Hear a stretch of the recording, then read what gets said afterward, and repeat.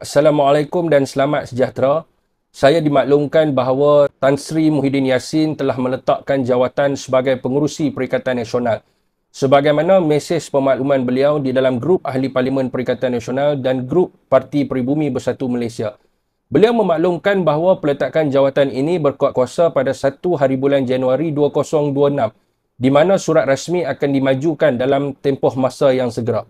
Saudara dan saudari, saya secara peribadinya ingin mengucapkan terima kasih kepada Tan Sri Muhyiddin Yassin kerana membuat pertimbangan untuk kebaikan Perikatan Nasional agar Perikatan Nasional dapat maju ke hadapan dan memenangi siri-siri pilihan raya akan datang.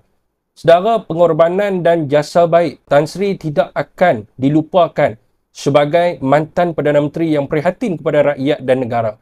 Selain itu, bagi memperkukuhkan juga Parti Bersatu, saya mengharapkan agar peralihan kepimpinan juga berlaku dalam tempoh masa yang segera, di mana Datuk Seri Hamzah Zainuddin haruslah diberi kepercayaan sepenuhnya untuk memangku jawatan Presiden dan mengemudi Parti Bersatu agar kita dapat meremajakan parti dengan kepimpinan baharu yang lebih segar dan lebih bertenaga.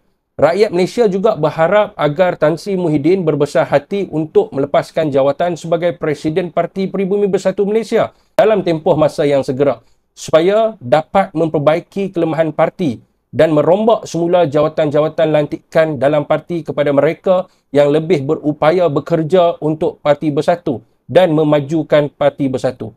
Dengan ini, masyarakat umumnya akan lebih menghormati kepada kepimpinan Tan Sri Muhyiddin Yassin sebagai negarawan yang berjiwa besar dan sanggup berkorban apa sahaja demi kepentingan agama dan bangsa. Saya yakin dan percaya, masyarakat juga yakin dan percaya di bawah kepimpinan Datuk Seri Hamzah Zainuddin, Bersatu akan memperoleh lebih banyak kemenangan dalam pilihan raya dan akhirnya membawa nama parti ke Putrajaya. Apakah pandangan rakyat Malaysia? Adakah anda bersetuju?